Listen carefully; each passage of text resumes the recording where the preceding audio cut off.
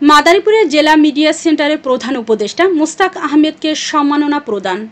সমাজ উন্নয়নমূলক কর্মকাণ্ডে বিশেষ অবদান রাখায় স্বীকৃতি স্বরূপ জেলা মিডিয়া সেন্টার সমাজ উন্নয়ন সংস্থা মাদারীপুর প্রধান উপদেষ্টা মোহাম্মদ মুস্তাক আহমেদকে সম্মাননা স্মারক ও ক্রেস্ট প্রদান করেছে।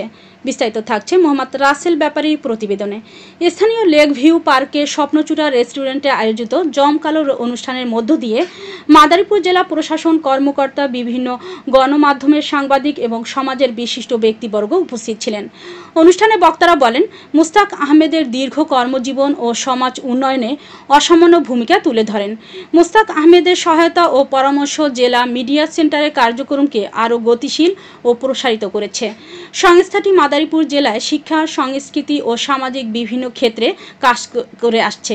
শুরু থেকেই মুস্তাক আহমেদ এই সংস্থার প্রধান উপদেষ্টা হিসেবে যুক্ত থেকে গুরুত্বপূর্ণ দিক নির্দেশনা দিয়ে আসছেন।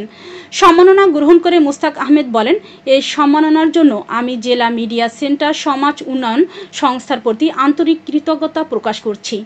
আমি প্রতিজ্ঞাবদ্ধ, সমাজের উন্নয়নে আমার ভূমিকা অব্যাহত থাকবে।